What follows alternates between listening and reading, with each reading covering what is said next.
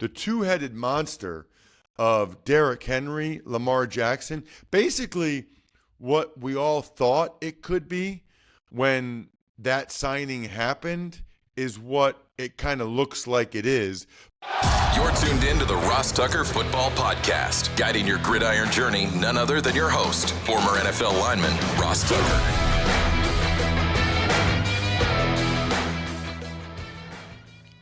Oh, yeah, it is. But it's not just any Ross Tucker Football Podcast.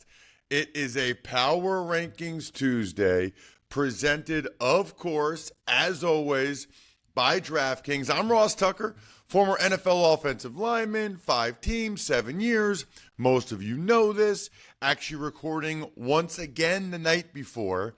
Just got back from the game I called for Westwood One on the radio, Titans and the Dolphins. A unique game is probably the best way I can describe that one. So got back to the hotel, and tomorrow morning, bright and early, going to record the Even Money Betting Podcast with Steve Fezzik before I head to the airport and get back home to Pennsylvania. It's been a while now at this point. So you know what we do on Tuesdays. I give you my thoughts on the Monday Night Football game, or in this case, games, plural.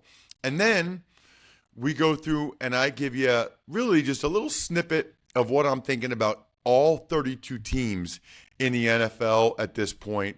Reminder to check me out on social media at Ross Tucker NFL. If you want to win, assign something from me, one of the press passes or picture or card, engage with at Ross Tucker Pod on social in any way.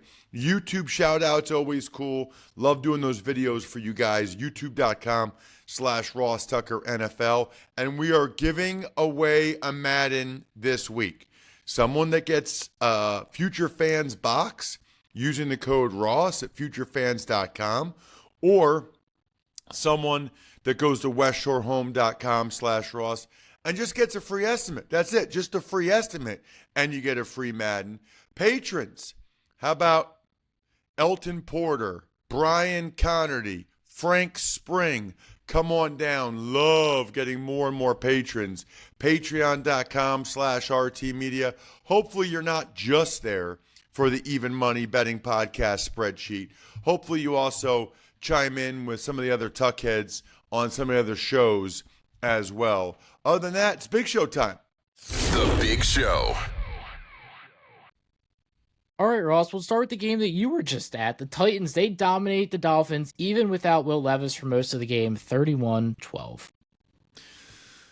Well, that was, of all the games I've ever done, Jack, that was one of them, for sure. Let's start with the press box food. By the way, I did not talk about the press box food for Raiders-Browns on yesterday's show because I didn't even actually get to the press box.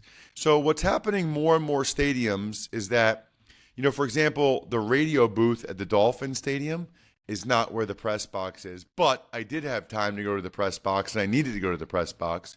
So I was able to do a video on social media at Ross Tucker NFL of the press box food, just like, but I wasn't for the Raiders and the Browns because we're on a different floor for the TV broadcast than the rest of the press box, and typically the Raiders have unbelievable press box food. So that was a little bit of a bummer that I wasn't able to video that or talk about it for you guys. The Dolphins had a salad, then they had a taco bar, which I liked. Steak and or beef, I guess, and chicken, and then they had some beans. I kind of put the chicken on top of the salad, so I was healthy, and then I had a steak taco or a beef taco with some cheese in there. Delicious. They had these nice cookies as well. And I had a key lime pie at halftime. I would say, the bar is pretty low for the Dolphins. I'll give them a B minus. Not bad for the Dolphins. Certainly better than their team on the field. I mean, it is ugly without Tua Tagovailoa at quarterback. Really, really ugly. I mean, it was ugly for both teams. Will Levis threw an interception right to Emmanuel Ogbah early in the game. But then there was a quick whistle on a Tyreek Hill backwards pass that was really a bad break, I thought, for the Titans. After that, it was really just the Titans settling for long Nick Folk field goals. He had a big game. And the Dolphins' inability to do anything, I mean anything, on the offensive side of the ball. Even the punter got involved with a shank for the Dolphins. Just a bunch of bad penalties. How many illegal motion penalties and shifts did the Dolphins have? Huntley finally got them to score their first touchdown in 2.5 games with his legs. And then the Jalen Waddle. We had an onside kick after a safety late that I don't even think the refs knew the rules for. That was incredible. All in all, kind of an ugly game, but I'm very happy for the Titans players. I've been 0-5. I've been 0-4. It's not pleasant at all. And I'm happy for Brian Callahan to get off the schneid and get his first win as a head coach in the NFL. Or else the MLB playoffs are going on, but Jared Goff, he's the one that gets the perfect game. He gets it for the Lions. He goes 18 for 18, 42-29. Lions win over the Seahawks. So when you started that, Jack, I thought you were doing like a promo that I was unaware of. When you were like, all right, well, the MLB playoffs have started. I'm like, wait, is Jack like making money on the side here? Like, is he doing his own reads without telling me? I had no idea what you were doing right there. What's he doing over there? I never even know what he's doing over there. That was funny.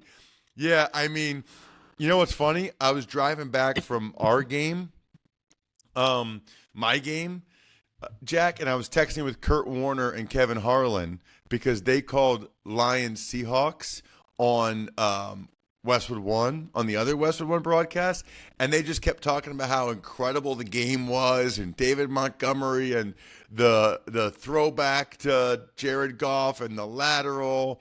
And I'm like, can you guys please stop doing this? You're doing this on purpose. You're rubbing it in. And they were laughing about that. They thought that was funny. It seemed like it was an unbelievable game. Obviously, I just saw the highlights and then the tail end of it at the very end. But Kenneth Walker was awesome for the Seahawks. Geno Smith, I thought, had a really good game. Unfortunately, I'm really surprised because the Seahawks defense have been pretty good so far under Mike McDonald, but they got absolutely torched. I mean, Jared Goff didn't have an official incompletion the entire game. Jared Goff had more receptions than incompletions. Amon-Ra St. Brown had more touchdown passes than Jared Goff had incompletions. David Montgomery had an incredible run.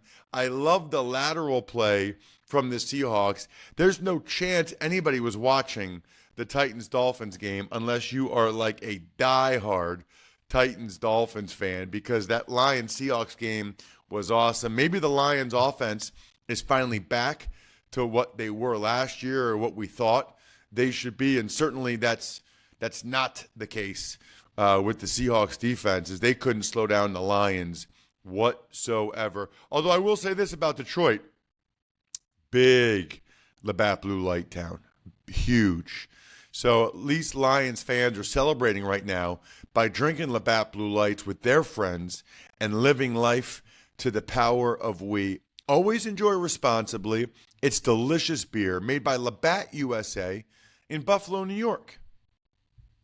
Don't miss the new Hulu original drama La Maquina, starring Diego Luna, Gael Garcia Bernal, and Asa Gonzalez. La Maquina is the first Spanish-language original series from Hulu. In their long-awaited on-screen reunion, Gael and Diego play lifelong friends, one a boxer and the other his crafty manager, making one last attempt at glory in the ring. But to make it to fight night, they must confront a mysterious underworld organization, raising the stakes to life or death. La Maquina premieres October 9th, streaming on Hulu.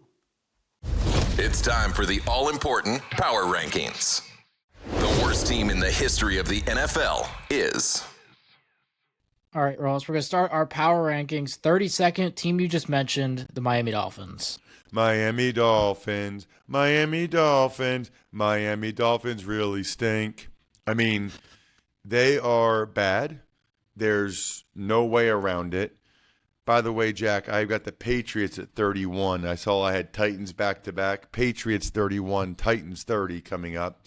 But listen, if the Dolphins want Tua to come back and they want to be in the mix when he does come back, that was a game they kind of had to win, right? Home against the Titans.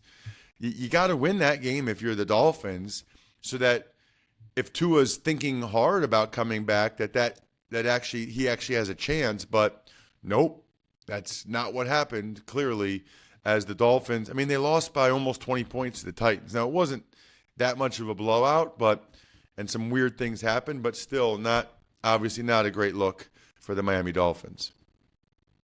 Like you just mentioned, 31st, New England Patriots. Right. I mean, and the thing about the Patriots is they're going in the wrong direction. They've been really non-competitive the last couple games after that overtime game against the Seahawks.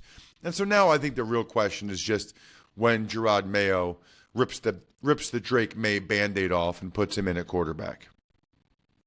30th, Tennessee Titans. So we just talked about them. I think the only thing I would say is they still got to find out what they have in Levis. He's still a young player. He only started a few games last year. I think the turnovers are highly concerning. I don't know if he can ever get that out of him, but I think that, they have a bye. Callahan has said when he's healthy, he'll be the quarterback. He should. They invested a pick. He has the physical ability. We know what Mason Rudolph is now. They got to find out if Will Levis can be more than that. 29th, Jacksonville Jaguars. The only winless team in the NFL. What? Then why aren't they 32? That's not cool. I'll tell you why not. Because I think right now, tomorrow in Wichita, Kansas, I think in a best of 5 or best of 7, the Jags would beat the Titans. They'd beat the Patriots. They'd beat the Dolphins. It's a disappointing start for them, to be sure. I don't know that they're out of it yet, especially in that division. But that Texans game was huge, because if you win that one, then obviously you're 1-3. But then the Texans are just 2-2, so you're only a game behind in the division. If the Jaguars had been able to win that one, that would have been a critical win for them. 28th, the Cleveland Browns. The craziest thing about the Cleveland Browns, and in particular that game on Sunday that I called for CBS, is that they played the Raiders without their two best players, Devontae Adams and Max Crosby. The Browns quarterback, Deshaun Watson, I thought played really well, and they still lost. I mean, that's a bad sign. Your quarterback plays really well in the NFL, and you still lose to a team without their two best players. That doesn't bode well for somebody or something. 27th, the Arizona Cardinals. They might be the biggest drop this week. I thought, okay, against the Lions, okay, they lost, but they were at least competitive in that game. They were not competitive at all against the Commanders. That really surprised me. At home, against a team that had just played Monday night, I was expecting a much better performance from Arizona on Sunday. 26th, New York Giants. They're not that bad. You know what I mean? The last few games, the win over the Browns, even the game against the Commanders, the loss to the Cowboys, they have a chance to be, 7-8 win team. They're not that bad, and I think they've shown that. They kind of know what they are offensively, the Daniel Jones legs, Malik Neighbors, and they got a pretty decent defense. 25th is the Carolina Panthers. Well, what's going to make them go down the charts, and they are going to go down the charts, I can feel that, is just the issues they're having on defense. Andy Dalton is at least giving them life and opportunities on offense, but that is not the case. You cannot say that about what's going on with them defensively, which is wild that the Raiders didn't score more points against them the week before. But Andy Dalton's at least given them, an identity that they have a decent offensive team. 24th, Chicago Bears. The Bears. So, it's still not great for Caleb Williams, but the defense is very good. They got the running game involved. So now they're in a place where I think they're feeling better about where they're at now, right? I mean, 2-2, right? I think I thought, probably a lot of people did, that they would be an 8 or 9 win team this year potentially. So that makes sense that's where they're at now. 2-2 through 4 games. 23rd, Denver Broncos. Denver Broncos, back-to-back road wins with their quarterback, Bo Nix, still not even really playing all that well. It says a lot about Sean Payton, says a lot about Vance Joseph and the defense they have. They're in the mix. They're definitely going to be a better team than I thought they would this year. 22nd, Las Vegas Raiders. Yeah, not really sure where to put some of these teams that have injuries, but I don't know when that guy or when those guys are coming back. I do know that the Raiders defense played better and they got their run game going a little bit. As we mentioned yesterday, I made them my offensive line, my Campbell's Chunky offensive line of the week. So they got their run game going a little bit, which would really do wonders for Minshew and the offense. 21st is the LA Rams.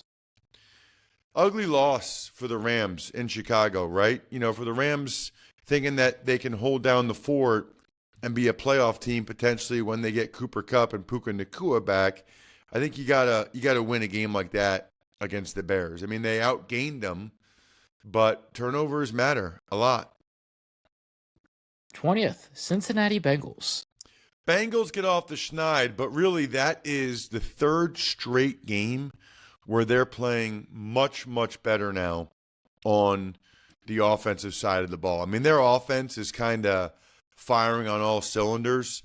The problem is their defense. I mean, their defense, Louis Anarumo and the defense have been so good for years in Cincy, but they're really letting them down right now. I think part of that is some of the injuries they have at D tackle. But, I mean, come on. You still can't be getting torched like the Bengals are right now. 19th is the Indianapolis Colts.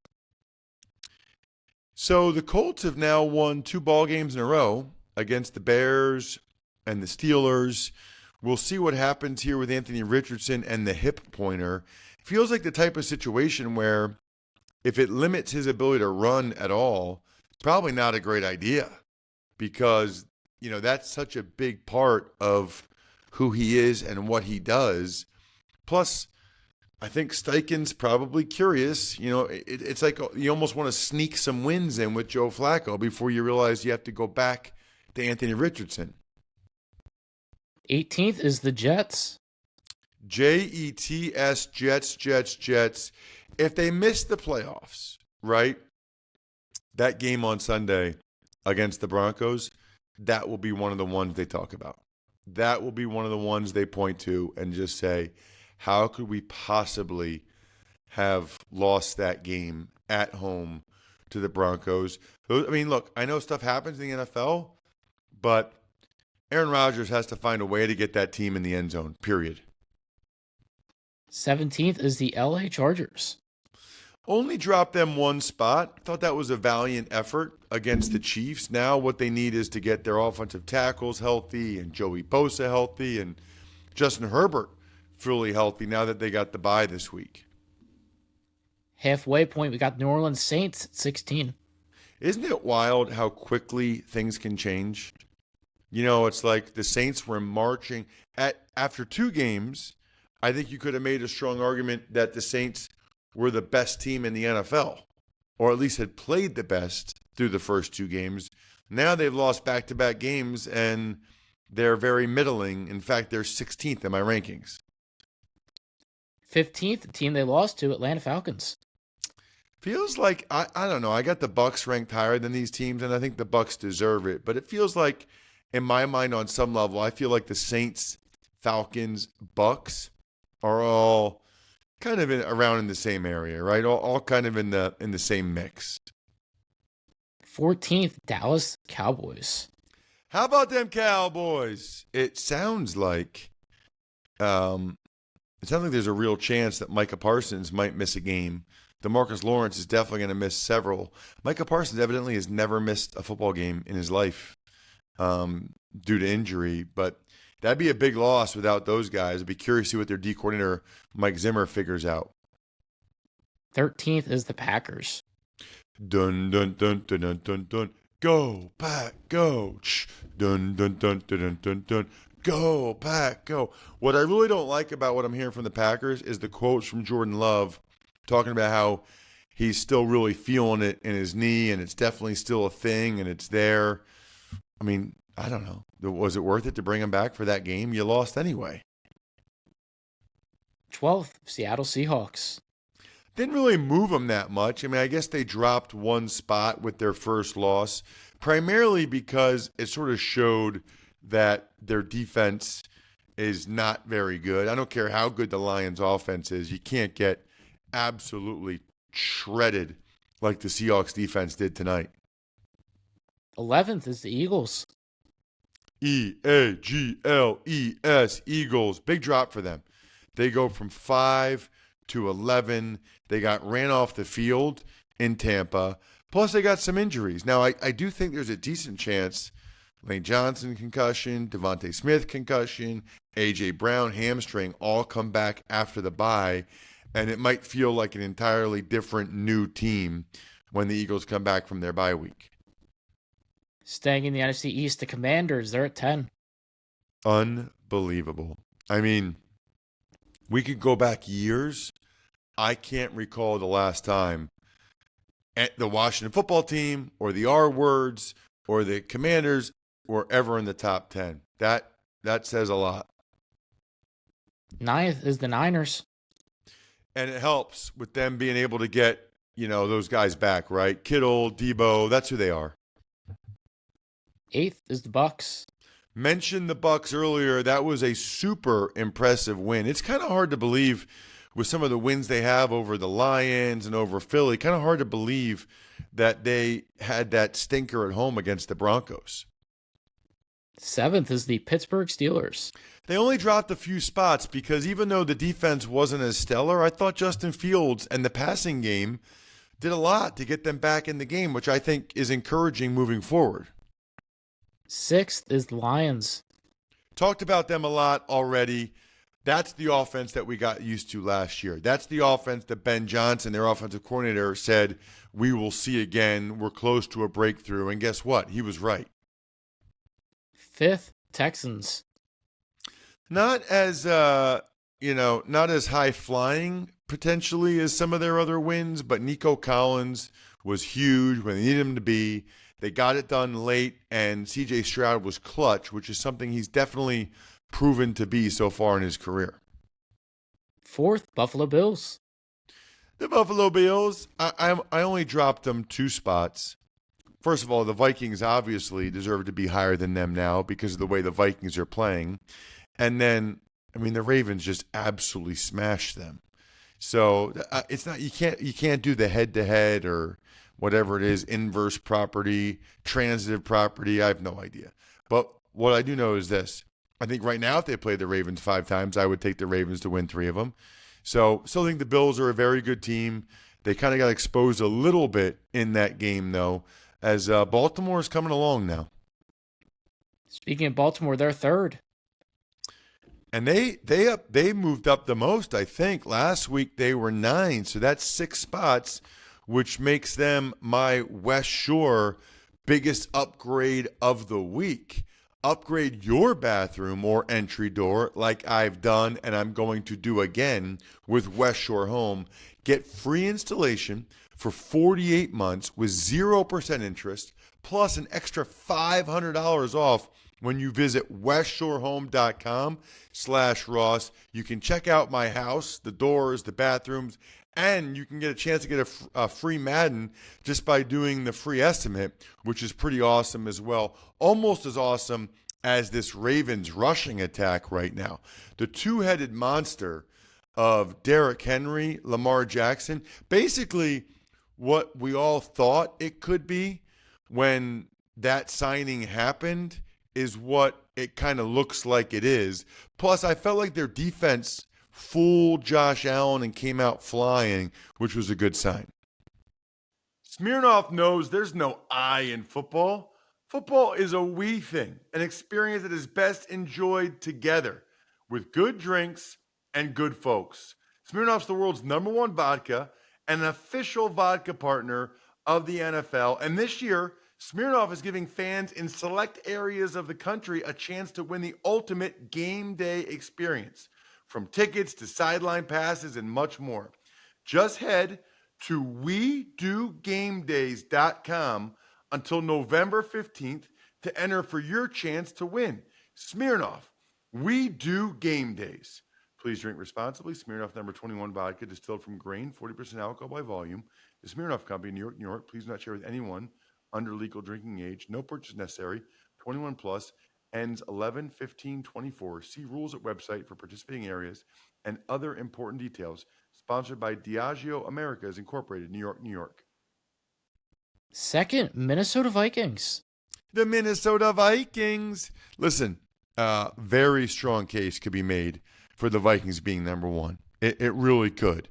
However, the Chiefs are the back-to-back defending Super Bowl champs, and they're undefeated. These are your last 2 undefeated teams. And you know what? No matter how well the Vikings are playing right now, if the Vikings and Chiefs played anywhere in the series, I would still take the Chiefs. Speaking of which, Kansas City Chiefs, #1.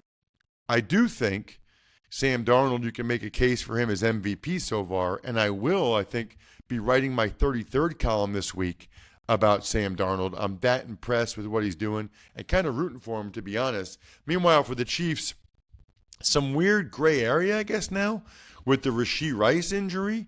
I guess the MRI wasn't conclusive, so I don't really know what they do from here. That sounds like something for SixScore.com and Dr. Chow at Pro Football Doc, but obviously something we will be monitoring. I still don't expect to see Rashee Rice anytime soon. It's an Even Money Tuesday. Make sure you check it out. I think we're done here. Thanks for tuning in to the Ross Tucker Football Podcast. Make sure to also check out Even Money, Fantasy Feast, and College Draft, all on the DraftKings Network, YouTube, or subscribe to the podcast on your favorite platform.